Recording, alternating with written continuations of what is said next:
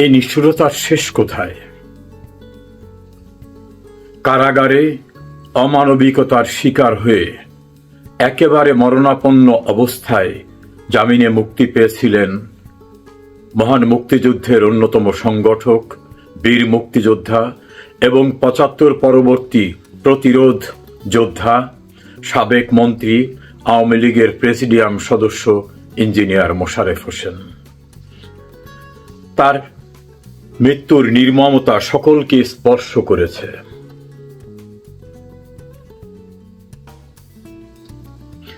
আপনাদের নিশ্চয়ই খেয়াল আছে, এর পূর্বে মুক্তিযুদ্ধের আর এক সংগঠক, বীর মুক্তিযোদ্ধা, সাবেক মন্ত্রী, অত্যন্ত প্রবীণ রাজনীতিক রমেশচন্দ্র সেনকে গ্রেপ্তার করে কিভাবে তার হাত দড়ি দিয়ে বাঁধা হয়েছিল।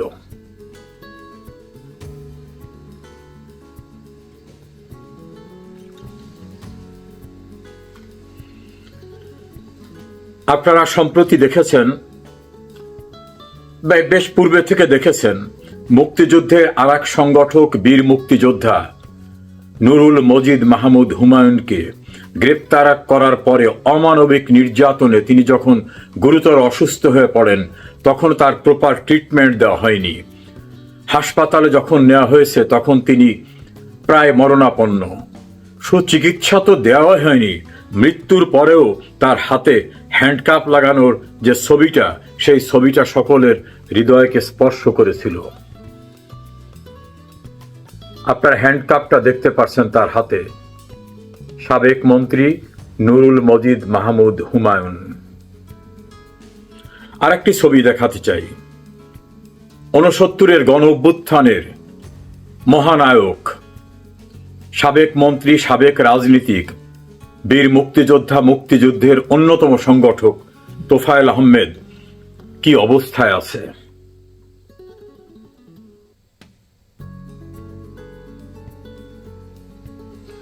তার স্ত্রী চলে গেছেন স্মৃতিশক্তিহারা।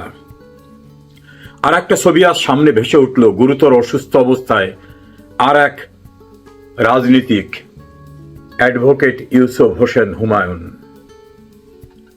এরকম অসংখ্য ছবি আছে। কারাগারে নির্দয় নির্মমতার শিকার হয়ে মৃত্যুবরণ করা আওয়ামী লীগ, ছাত্রলীগ, যুবলীগ, স্বেচ্ছাসেবক লীগের নেতার সংখ্যা এখন শতাধিক। কোন বগুড়া কারাগারে তো একের পর এক, এরকম অনেক জায়গাতেই। কারাগারের ভিতরে থাকা অ্যাডভোকেট কামরুল ইসলাম, সাবেক মন্ত্রী, দুরারোগ্য ব্যাধিতে আক্রান্ত, এখন আর চলতে পারেন না, ক্লাসেও ভর করে চলতে পারেন না। মুক্তিযুদ্ধের অন্যতম সংগঠক, ৯০-এর কাছাকাছি বয়স, আমির হোসেন আমু, সুচিকিৎসা পাচ্ছেন না জামিন। সাবেক মন্ত্রী ডাক্তার দীপুমণি গুরুতর অসুস্থ।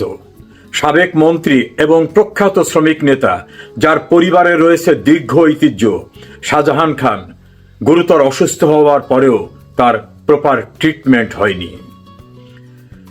বাংলাদেশের রাজনীতির উজ্জ্বল জ্যোতিষ্ক সম রাশেদ খান মেনন, ৯০-এর কোঠায় যার বয়স, তিনি জামিন পাচ্ছেন না। মুক্তিযুদ্ধের অন্যতম সংগঠক, বীর মুক্তিযোদ্ধা হাসানুল হক ইনুর অবস্থা একই।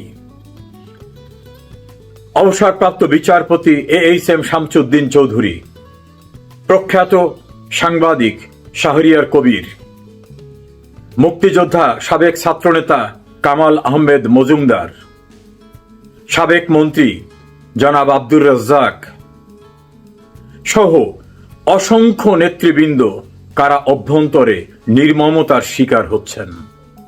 জামিন দেওয়া তো দূরের কথা, তাদের অনেককে যথাযথ চিকিৎসার ব্যবস্থাও করা হচ্ছে না। সাবেক আইনমন্ত্রী আনিসুল হক কোর্ট প্রাঙ্গণে আক্রান্ত হয়েছেন মবের দ্বারা। একই অবস্থা বিশ্ববিখ্যাত সিঙ্গার, সাবেক একাধিকবারে নির্বাচিত MP মমতাজের ক্ষেত্রে। কেউ নিরাপদে নেই। মহান মুক্তিযুদ্ধের বীর প্রতীক গাজী গোলাম দস্তগীর এত অসুস্থ, তিনি চলতে পারেন না, তার দেশের বাইরে চিকিৎসা হতে হয়। তার গাজী টায়ার পুড়িয়ে দিয়ে সেখানে শত শত লোককে পুড়িয়ে মারার পরেও কোনো ব্যবস্থা হয়নি। আর এই মহান মুক্তিযুদ্ধের বীর সিপাহসালার গাজী গোলাম দস্তগীর বীর প্রতীক কারা অভ্যন্তরে খুবই দুরবস্থার ভিতরে আছেন। আমার নিজ জেলা পিরোজপুরের ইন্দুরকানী উপজেলা আওয়ামী লীগের সাবেক সভাপতি, সাবেক উপজেলা চেয়ারম্যান, আইনজীবী মতিউর রহমানের জামিন জুটছে না। ছাত্রলীগ, যুবলীগ, কৃষক লীগ, স্বেচ্ছাসেবক লীগ, মহিলা আওয়ামী লীগের অসংখ্য নেতাকর্মীর একই অবস্থা। সাবেক প্রধান বিচারপতি ABM খায়রুল হক, সাবেক মন্ত্রী নুরুল ইসলাম সুজন, সাবেক মন্ত্রী মাহবুব আলী, সাবেক সিটি মেয়র আইভি রহমানের জামিন হলেও তাদের মুক্তি মিলছে না। সংস্কৃতি অঙ্গনের বাংলাদেশের সর্বজন স্বীকৃত জনপ্রিয় আসাদুজ্জামান নূর, তিনি মুক্তি পাচ্ছেন না। প্রখ্যাত সাংবাদিক শ্যামল দত্ত, একেবারে নির্ভেজাল পেশাদার সাংবাদিক, মুক্তি পাচ্ছেন না। ফারজানা রূপা, শাকিল আহমেদ, প্রখ্যাত সাংবাদিক মোজাম্মেল বাবু, কারোই মুক্তি জুটছে না, চিকিৎসাও হচ্ছে না। কারাগারের ক্যাপাসিটি, বন্দি ধারণ ক্ষমতা 46,000।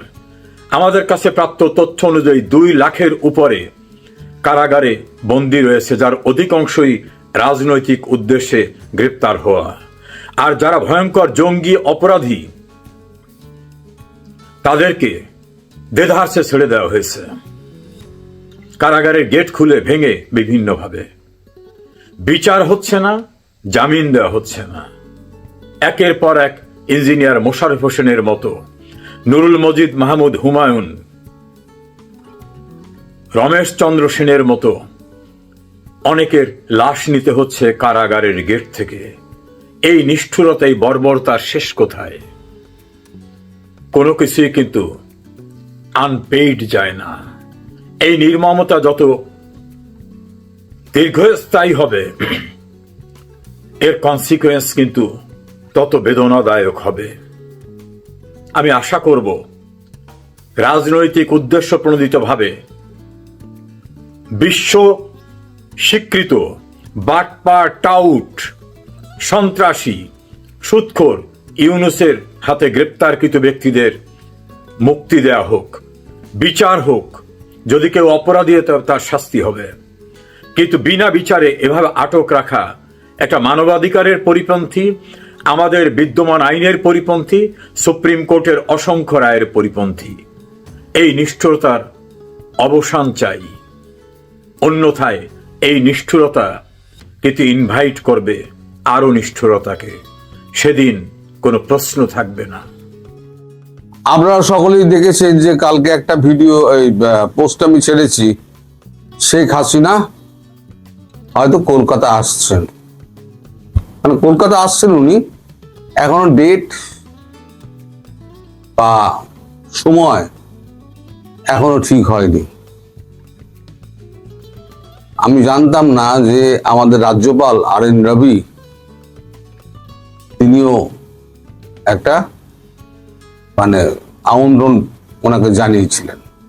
এর আগে শুভেন্দুকে ফোন করার পর শুভেন্দু একটা আমন্ত্রণ জানিয়েছিলেন, সে খবর তো আপনাদের আমি দিয়েছিলাম যে আপনি আমাদের এখানে কতদিন অতিথি হয়ে এসে থাকলে আমরা আপনাকে সেবা করার সুযোগ পাই, আমাদের এখানে দয়া করে আসুন কলকাতাতে।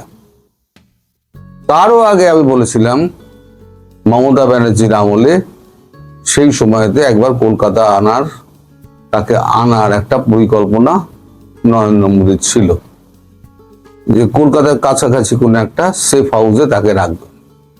কিন্তু মমতা ব্যানার্জির মানে আপত্তিতে সেটা হয়ে ওঠেনি। এখন সরকার বদলের পর এখন তাকে আবার কলকাতা আনার ব্যাপারটা চিন্তা করা হচ্ছে।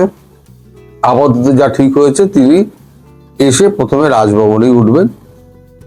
এখন বাড়ি টাড়িগুলো একটা সেফ হাউস দেখা হচ্ছে, তারপর সেফ হাউস তৈরি হয়ে গেলে, ফার্নিচার ঢুকে গেলে, সিকিউরিটি রেডি হয়ে গেলে তিনি ওখানে চলে যাবেন, আপাতত কিছুদিন ওখানে থাকবেন, তারপরে আবার দিল্লি যাবেন।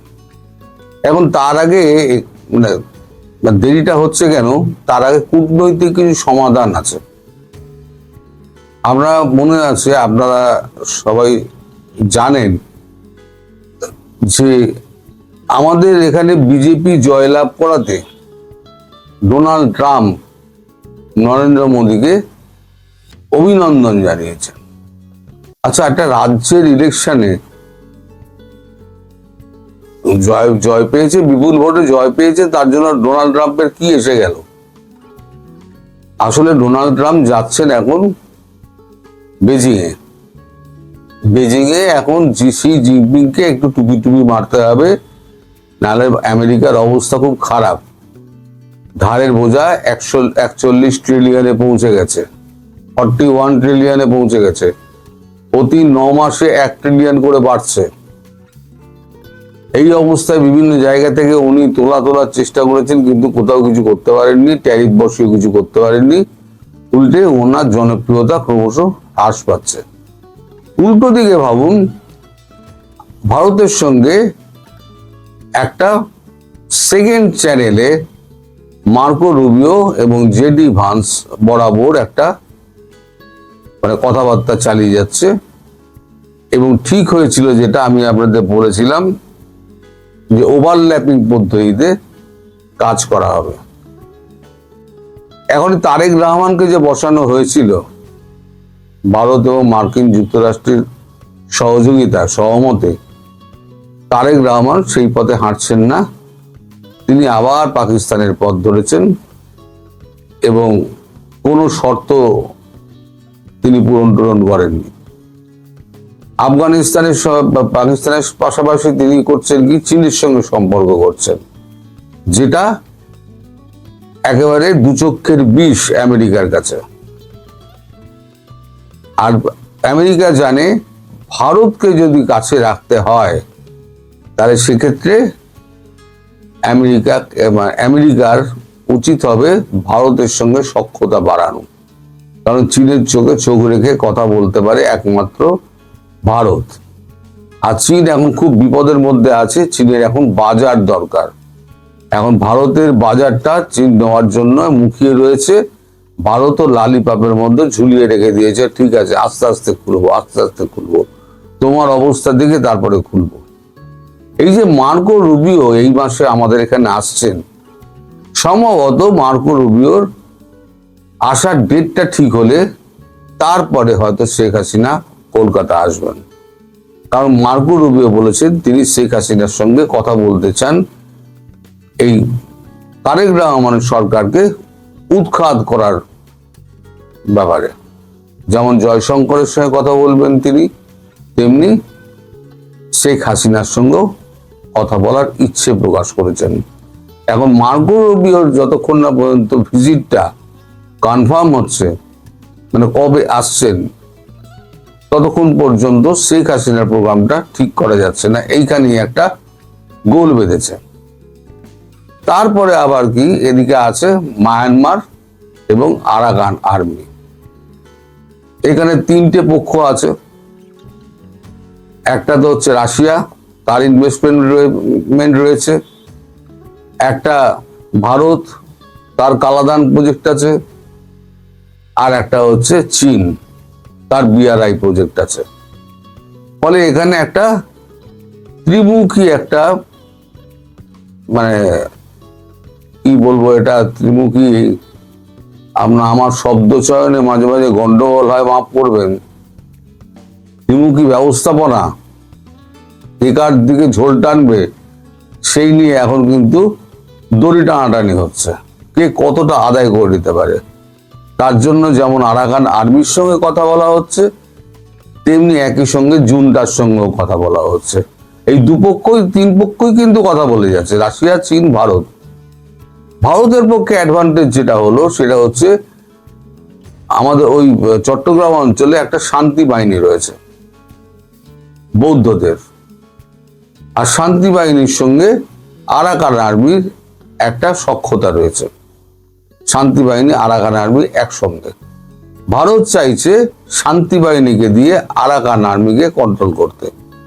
সেক্ষেত্রে আরাকান আর্মির যা সহযোগিতা লাগার সেদিকে ভারত সেদিকে কাজ করছে, এবং পাশাপাশি জুনতা সরকারের সঙ্গে সমানভাবে কাজ করে যাচ্ছে, তাল মিলিয়ে কাজ করে যাচ্ছে। সমগ্র পরিস্থিতিটা আর কি ওই মানে জায়গার একটু ঘোলাটে হয়ে আছে, তার মধ্যে আবার আমেরিকার স্বার্থ রয়েছে। কিন্তু এখানে এই তিনটে রাষ্ট্র কেউই চাইছে না, এবং ইনক্লুডিং মায়ানমার, যে ওখানে একটা জমি নিয়ে মানে মিজোরাম বা ভারতের একটা অংশের জমি নিয়ে, আর আপনার ওই কি বলে মায়ানমারের এক অংশের জমি নিয়ে, বাংলাদেশের একটা অংশের জমি নিয়ে ওখানে একটা খ্রিস্টান রাষ্ট্র করার, যেটা ট্রাম্পের একটা গোপন ইচ্ছে এবং সিআইএরও গোপন ইচ্ছে বহুদিনের এটা। তো সেটা নিয়েও ট্রাম্প একটুখানি চীনের সঙ্গে কথা বলবেন, একটু তেল মারামারি করবেন, কিন্তু চীন তো রাজি হবে না। আর এই যে বাংলাদেশের তারেক রহমান সরকার যে লাফাচ্ছে যে ওই তিস্তা জল প্রকল্পে চীন আসবে, চীন এলে পরে ওইখানে চীন বিনিয়োগ করবে বা করে দেবে কাজটা, চীন ভারতকে চটাবে না। আমি বলছি, লিখে রেখে দিন, চীন কখনো ওই তিস্তা প্রকল্পের মধ্যে ঢুকবেই না। এবার আসি শেখ হাসিনার কথা। শেখ হাসিনা কলকাতায় আসছেন সম্ভবত, আমি এখনো ঠিক হয়নি, যদি 22 তারিখের পর মার্কো রুবিও আসে তাহলে উনি 15 থেকে 17-র মধ্যে আসবেন। যদি 22 তারিখের পর মার্কো রুবিও ভারতে আসেন নয়াদিল্লিতে, তাহলে উনি 15 থেকে 17-র মধ্যে কলকাতা আসবেন, দুদিন থেকে উনি ফিরে যাবেন। আর যদি মার্কো রুবিও 15 তারিখে আসেন, তাহলে সেক্ষেত্রে শেখ হাসিনার এই কলকাতা আসাটা একটু পিছোতে পারে। কিন্তু কলকাতা আসার ব্যাপারে এটা নিশ্চয়তা পাওয়া গেছে, তিনি কলকাতা আসছেন।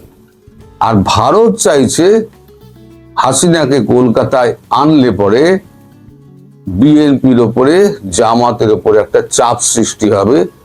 একই সঙ্গে আওয়ামী লীগ কর্মীরা উজ্জীবিত হয়ে উঠবেন যে আমাদের সীমান্তের ওপারেই আমাদের নেত্রী রয়েছেন, যখন তখন ঢুকে আসবেন এবং ঢুকেও যাবেন। আমি বলেছি না, বহুদিন আগে থেকে আমি বলছি, ভারতবর্ষ শেখ হাসিনাকে প্রধানমন্ত্রী হিসেবে ওইখানে বসাবে যদি এটা মোদি ঠিক করে থাকেন, তাহলে কারুর বাবার সাধ্য নেই সেটাকে উল্টোবে, কারুর বাবার সাধ্য নেই। উনি করবেন তো করবেনই, সেটা হয়তো সময় লাগছে, কিন্তু করবেন তো করবেনই। ফলে এখন কবে এই ডেটটা ঠিক হয় তার উপরে কিন্তু সমস্ত কিছু নির্ভর করছে। আপনারা কখনোই ধরে নেবেন না আজকে আমি বলছি বলে কালকেই উনি কলকাতা চলে আসছেন, এটা কিন্তু কখনোই মনে করে নেবেন না। আমি বলেছি, খবর পেয়েছি, কালকে যেটুকু খবর পেয়েছি সেটুকুই আপনাদের বললাম। তবে কলকাতা আসছেন এটা নিশ্চিত, ডেট এখনো জানা যায়নি। জানলেই আমি আপনাদের সবাইকে জানিয়ে দেবো, তখন আপনারা বুঝতে পারবেন কি হচ্ছে সবাই